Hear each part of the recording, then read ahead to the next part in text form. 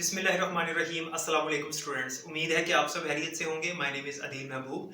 आज हम जो 9th क्लास का हमने कोर्स स्टार्ट किया है, उसका जो पहला टॉपिक हमने शुरू किया है प्रॉब्लम सॉल्विंग स्टेप्स वाला, उसका पार्ट 2 पढ़ेंगे। प्रॉब्लम सॉल्विंग स्टेप्स आधा हम पढ़ चुके हैं, मतलब 2 उसके स्टेप्स पढ़ चुके हैं और बाकी के जो 3 स्टेप्स हैं वो आज इस लेक्चर में हम डिस्कस करेंगे। तो अगर आपने वो लेक्चर नहीं समझा हुआ तो वो लेक्चर समझना ज़रूरी है इस लेक्चर को समझने के लिए, क्योंकि ये लेक्चर उसी का पार्ट 2 है। ठीक हो गया? तो चलिए स्टार्ट करते हैं बगैर टाइम जाया किए। ध्यान से आपने समझना है इसको। तीसरा जो स्टेप है हमारे पास वो है प्लानिंग अ सॉल्यूशन। थोड़ा सा मैं आपको बता देता हूं इस बारे में कि हमने पिछले लेक्चर में क्या पढ़ा था। हमने 2 स्टेप्स पढ़ लिए हैं। प्रॉब्लम को जब भी हमने सोल्व करना होता है तो सबसे पहले प्रॉब्लम को डिफाइन करना जरूरी है। प्रॉब्लम को डिफाइन जब हम कर लेते हैं फिर उसको अंडरस्टैंड करते हैं। डिफाइन कैसे करते हैं, अंडरस्टैंड कैसे करते हैं, वो भी मैं पिछले लेक्चर में बता चुका हूं। तो ये स्टेप्स हैं एक तरतीब में, तो इसलिए ये 2 पहले स्टेप्स जो हमने पढ़े हैं ये इस तरतीब से हैं और तीसरा जो है वो आज हम पढ़ रहे हैं, चौथा और पांचवा भी आज ही हम पढ़ेंगे। तो सबसे पहले प्रॉब्लम को हमने डिफाइन किया था, उसके बाद हमने प्रॉब्लम को अंडरस्टैंड किया था। अब हमें प्रॉब्लम की समझ आ गई है। पहले हमें डिफाइन किया, हमें पता लग गया प्रॉब्लम क्या है। वेल डिफाइंड थी तो ठीक है, अगर नहीं थी तो फिर हमने क्या किया वो हमने पढ़ लिया। प्रॉब्लम को डिफाइन करने के बाद, प्रॉब्लम को अंडरस्टैंड करने के बाद हम क्या करते हैं, हम ये करते हैं कि उसका जो सोल्यूशन है, जो हमने उसका सोल्यूशन सोचा हुआ है, जो हमें सोल्यूशन मिल गया कि अच्छा ये प्रॉब्लम ऐसे सॉल्व होनी है, उसको हम प्लान कर लेते हैं। मतलब एक प्लान बना लेते हैं कि यार ये काम ऐसे ऐसे ऐसे होना है, हम उसको लिख लेते हैं। ये पेपर वर्क है सारा अभी, ठीक है, हम उसको लिख लेते हैं कि भाई ये काम ऐसे ऐसे ऐसे होना है। रोजमर्रा की रूटीन में भी तो हम प्लान ही करते हैं। फॉर एग्जाम्पल हमने कहीं जाना है तो हम उसका प्लान बनाते हैं कि भाई मैं इस टाइम पे यहाँ पे जाऊंगा, इस दिन या इस दोस्त के पास जाऊंगा, या इस दिन इस रिश्तेदार के घर जाऊंगा। हम प्लान करते हैं, ठीक है। जैसे मुझे एक दोस्त ने कहा कि यार मुझसे मिलना है तुमने, तो मैं प्लान करूंगा कि यार इससे मैं इस दिन मिलूंगा, मेरे आज भी मुझे काम है, कल भी मुझे काम है, परसों मुझे जो काम है उसमें ये टाइम मुझे मिलेगा और इस टाइम पे मैं इसके पास जाऊंगा। ये क्या किया मैंने, बेसिकली ये प्लान किया मैंने। तो हम हमेशा प्रॉब्लम को प्लान करते हैं उसको अंडरस्टैंड करने के बाद। अब प्लान कैसे करते हैं, प्लानिंग में हम 4 काम करते हैं। ये 4 काम क्या है? पहला काम है डिवाइड एंड कंकर। ये बड़ा अहम रूल है, ये ना रूल होता है। इसका उर्दू में नहीं होता है तकसीम करो और फतह करो। डिवाइड का मतलब होता है तकसीम करना, कंकर का मतलब होता है फतह करना। ये ना अंग्रेज जो है ना, अंग्रेज जो घोड़े हैं, उन्होंने ये रूल निकाला हुआ कि किसी भी कौम को तबाह करना है जिसके साथ आपकी दुश्मनी है, आप उनको आपस में लड़वा दो, उनको डिवाइड कर दो, तकसीम कर दो और फिर उनको फतह कर लोगे आप। मतलब ये कितनी मक्काराना सोच है। तो बहरहाल ये जब भी हमने प्रॉब्लम को सोल्व करना होता है हम उसको पार्ट्स में डिवाइड कर लेते हैं, ठीक है। मतलब एक बड़ी प्रॉब्लम को टुकड़ों में डिवाइड कर लेते हैं और थोड़ा थोड़ा करके उसको सोल्व करते हैं, तो वो सोल्व करना हमारे लिए आसान हो जाता है, ठीक है। बजाय इसके कि एक बड़ी प्रॉब्लम को हम सोल्व करने बैठे और उस पर हमें इतना ज्यादा टाइम लग जाए, तो हम थोड़ा थोड़ा करके काम करेंगे। अक्सर होता है ना, जैसे आपको छुट्टियों का काम मिला हो तो हम सारा तो नहीं ना कर सकते, हम थोड़ा थोड़ा रोजाना करते हैं, तो फिर 3 माह की छुट्टियों में वो काम जो है वो कंप्लीट हो जाता है। इसी तरह से प्रॉब्लम का जो हमने प्लान करना है वो इस तरह करना है कि भाई इस टाइम पे हम ये काम करेंगे, इस प्रॉब्लम ये जो हम प्रॉब्लम्स को सोल्व कर रहे हैं, इस दिन इस टाइम पे हम ये करेंगे, इस दिन इस टाइम हम ये करेंगे, या एक दिन में ये अगर करना है तो हम उसके हिस्से बना लेंगे, ठीक है। अगर बड़ी प्रॉब्लम है तो, अगर छोटी है तो फिर जरूरत नहीं। तो डिवाइड एंड कंकर जो है इसके जरिए से हम क्या करते हैं कि बड़ी प्रॉब्लम को पार्ट्स में डिवाइड करके उसको फिर हम उसके ऊपर अमल करते हैं। याद रखिएगा, याद रखिएगा, ये बात बुक में मेंशन नहीं है। डिवाइड एंड कंकर रूल को टॉप डाउन डिजाइन भी कहते हैं, ठीक है। Top down design, top down design मतलब ये ऐसा डिजाइन है प्रॉब्लम को सोल्व करने का, जो हम सोल्यूशन निकाल रहे हैं उसको प्लान ऐसा कर रहे हैं कि बड़ी इजीली टॉप टू डाउनवर्ड हम अपनी प्रॉब्लम को इजीली सोल्व कर लेते हैं। मतलब थोड़ा थोड़ा करके उसको सोल्व कर लेते हैं। जैसे टॉप डाउन डिजाइन, हम इस बुक को भी तो ऐसे ही पढ़ रहे हैं, बुक को भी तो ऐसे ही पढ़ रहे हैं, पूरी बुक एक साथ तो नहीं ना पढ़ रहे। बुक को चैप्टर्स में डिवाइड किया गया है, फिर उन चैप्टर्स को टॉपिक्स में डिवाइड किया गया है, तो इसी तरह से हम पढ़ रहे हैं ना। तो टॉप डाउन डिजाइन है चैप्टर 1 2 3, पहले 1 फिर 2 फिर 3 फिर 4 और फिर 5, इसे टॉप डाउन डिजाइन इसीलिए कहते हैं। तो प्रॉब्लम को डिवाइड करके उसको कंकर करते हैं, उसको हम उस पर फतह हासिल करते हैं, उसको सोल्व करते हैं। पहले तो हम उसको डिवाइड कर लेते हैं, उसके बाद हम गेस चेक एंड इंप्रूव करते हैं। गेस का मतलब है अंदाजा लगाते हैं कि ये प्रॉब्लम अगर हम इस तरह से सोल्व करेंगे तो फिर जो है वो अच्छी सोल्व होगी, या अगर हम इस तरह से करेंगे तो ऐसे होगा। 3-4 प्लान, 3-4 आइडियाज हमारे माइंड में आ रहे होते हैं, गेस आ रहे होते हैं कि यार अगर मैं इसको इस तरह से करूंगा तो फिर क्या होगा, अगर मैं इस तरह से करूंगा तो फिर क्या होगा। तो हम क्या करते हैं, उनको चेक करते हैं, अपने गेसेस को चेक करते हैं कि कौन सा हमारा जो गेस है वो सही है। तो फिर कौन सा गैस सही होता है जिसमें कम टाइम में हमारी प्रॉब्लम सॉल्व हो रही है, पैसे भी हमारे कम लग रहे हैं, हमारा फायदा जिसमें ज्यादा हो रहा है, हम उस गैस को कंसिडर कर लेंगे, बाकियों को छोड़ देंगे। चेक कर लिया और फिर हम उसको इंप्रूव भी करते हैं वक्त के साथ साथ। ठीक है, वक्त के साथ साथ इंप्रूव करने से मुराद ये है कि हम एक प्रॉब्लम को सॉल्व करने का सोल्यूशन लिख लेते हैं कि भाई इस प्रॉब्लम को ऐसे हमें सॉल्व करना है।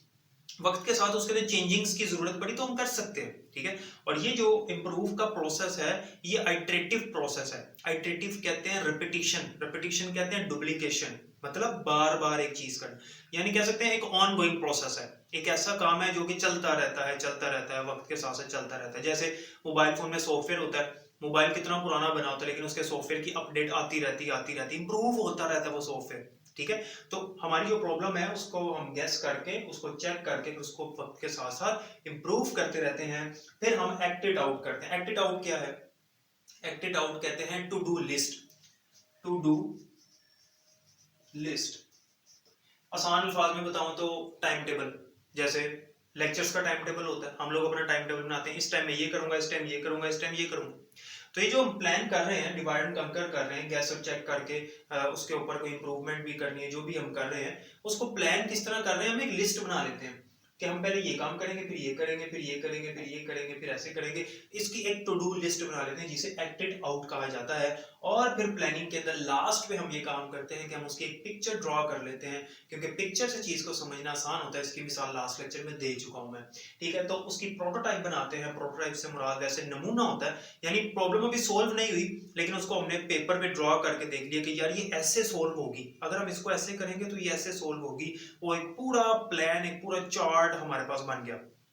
ठीक है, अब प्रॉब्लम को हमने प्लान कर लिया। प्लान करने के बाद जो चौथा हमारा प्रोसेस है प्रॉब्लम सॉल्विंग का, उसका नाम है डिफाइनिंग अ कैंडिड सॉल्यूशन। डिफाइनिंग अ कैंडिड सॉल्यूशन, इससे क्या मुराद है? कैंडिड किसे कहते हैं? कैंडिड कहते हैं समथिंग अनप्लान्ड और स्पॉन्टेनियस। ठीक है, स्पॉन्टेनियस का मतलब है खुद से कोई इरादा कर लेना, और अनप्लान का मतलब बगैर किसी प्लान के खुद से अंदाजा कर लेना। अगर किसी बंदे ने प्लानिंग नहीं की हुई, सॉल्यूशन के अंदर गैस नहीं लगाया, चेक नहीं किया, उसको इंप्रूव नहीं किया, पिक्चर नहीं ड्रॉ की, एक्ट इट आउट नहीं किया, डिवाइड एंड कंकर नहीं किया, मतलब उसको प्लान नहीं किया उसके सॉल्यूशन को, तो वो क्या करता है फिर वो बंदा फिर कैंडिड सॉल्यूशन देखता है। कैंडिड सॉल्यूशन कैसे कहते हैं? कैंडिड सॉल्यूशन कहते हैं अंदाजे को, हम अंदाजा लगा लेते हैं। और कैंडिड सॉल्यूशन कभी भी मुकम्मल तौर पे एक्चुअल सॉल्यूशन नहीं होता, कई दफा हो सकता है, कई दफा नहीं होता। फॉर एग्जांपल बुक में उसने एग्जांपल दिया, वही मैं आपको बता देता हूँ कि वो कहता है जी कि आपने अपने पूरे स्कूल के अंदर जो क्रिकेट के प्लेयर्स हैं वो आपने गिनने हैं, मतलब देखने हैं कि कौन कौन क्रिकेट खेल सकता है। तो आप क्या कर सकते हैं, आप उसके ऊपर पूरा प्लान करें कि भाई मैं इस दिन इस क्लास में जाऊंगा, मतलब ये वाला काम करेंगे, फिर प्रॉब्लम को डिवाइड एंड कंकर करेंगे कि इस दिन मैं इस क्लास में जाऊंगा और इनसे पूछूंगा, इस दिन मैं इस क्लास में जाऊंगा, इनसे पूछूंगा, लिखूंगा, बाद में उसको कैलकुलेट करूंगा। तो ये सारा आप प्लान कर रहे हैं। लेकिन अगर आप प्लान नहीं करते तो आप अंदाजा भी कर सकते हैं, कैंडिडेट सॉल्यूशन भी निकाल सकते हैं। कैसे?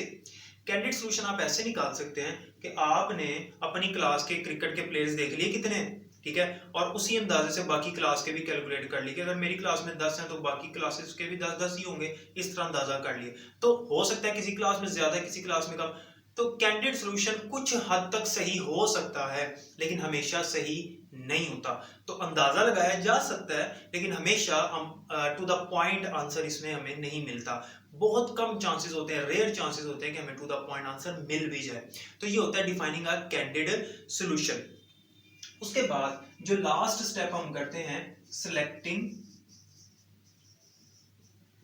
The best solution. हमारे सामने बहुत सारे सॉल्यूशन आ रहे होते हैं प्रॉब्लम को सॉल्व करने के। ठीक है, फॉर एग्जांपल अगर मैंने यहां से, जहां पे मैं खड़ा हूं आपको लेक्चर दे रहा हूं, अब यहां से मैंने अपने ऑफिस जाना है। ठीक है, तो मैं ऑफिस जाने के लिए बहुत सारे मेरे पास सॉल्यूशन है। मैं अपनी कार पे जा सकता हूँ, मैं अपनी बाइक पे जा सकता हूँ, मैं रिक्शा पे जा सकता हूँ, मैं अपने किसी दोस्त के साथ जा सकता हूँ। लेकिन मैं कौन सा चूज करूंगा जो कि बेस्ट सॉल्यूशन है, जिसमें टाइम भी कम लगेगा, पैसे भी कम लगेंगे, जल्दी पहुंच जाऊंगा ना मैं जहाँ पे, तो उस सोल्यूशन को मैं तलाश करूंगा, उस सोल्यूशन को मैं देखूंगा। हो सकता है मेरा दोस्त जो है वो मेरे साथ ही चला जाए और मैं कहूँगा चलो यार रास्ते में गपशप हो जाएगी, तो वो मेरे लिए बेस्ट है। लेकिन अगर दोस्त मेरे पास अवेलेबल नहीं है और मेरे पास कार खड़ी हुई है, तो मैं कहूँगा यार कार में चले जाते हैं।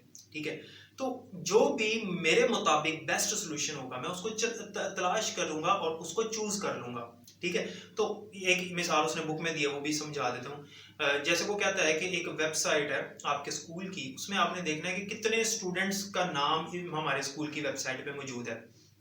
बहुत सारे सोल्यूशन है। या तो आप उसको वन बाय वन चेक करें वेबसाइट से देख के, या उसको आप कॉपी करके अपने कंप्यूटर में लाएं और वहां पे आप उसको चेक करें, या फिर आप उसका प्रिंट निकाल लें और वहां से चेक करें, या फिर आप उसको वेबसाइट पे सर्च कर लें। सर्च की ऑप्शन होती है, कंट्रोल+F करें तो सर्च की ऑप्शन आ जाती है। तो इनमें से वो आप चूज करेंगे जो आपको सही लगता है। एक बंदे को सर्च करना आता है तो वो सर्च इजीली उसे आता है करना, तो वो कर लेगा। एक बंदे के पास प्रिंटर मौजूद है, उसके लिए बेस्ट सोल्यूशन प्रिंटर है। तो किसके लिए कौन सा बेस्ट सोल्यूशन है ये डिपेंड करता है उसकी अपनी रिक्वायरमेंट के ऊपर। ठीक है, जैसे मेरे लिए आज बेस्ट सोल्यूशन ये है कि मैं अपनी कार में अब जाऊंगा अपने ऑफिस, क्योंकि बाहर खड़ी है। लेकिन हो सकता है कि इस दिन मेरे पास कार ना हो अवेलेबल, कोई और लेके गया हो मेरे घर से, तो फिर मैं अपने दोस्त के साथ चला जाऊंगा। तो डिपेंड करता है सोल्यूशन कौन सा बेस्ट है, ये आप पे डिपेंड करता है। कई लोगों के लिए कोई और कई लोगों के लिए कोई सोल्यूशन बेस्ट होता है, तो हम बेस्ट सोल्यूशन तलाश कर लेते हैं। जब हम बेस्ट सोल्यूशन को अपने पास लिख लेते हैं, अपने पास तलाश कर लेते हैं, फिर हम उसको फॉलो करते हैं, तो प्रॉब्लम सॉल्व। ठीक है, तो इस तरह से हम प्रॉब्लम को सोल्व करते हैं, स्टेप बाय स्टेप प्रोसेस को फॉलो करके। ये प्रॉब्लम सॉल्विंग के स्टेप्स थे जिनको फॉलो करते हुए हम अपने सॉल्यूशन की तरफ पहुंचते हैं। तो उम्मीद है कि आपको समझ आ गई होगी। फिर भी कोई क्वेश्चन है तो आप कमेंट सेक्शन में मुझे पूछ सकते हैं, और अगर नोट्स वगैरह भी चाहिए तो आपको उसके लिए भी आप रब्ता कर सकते हैं। अपना बहुत ख्याल रखिएगा और नेक्स्ट लेक्चर में मिलेंगे। अल्लाह हाफिज।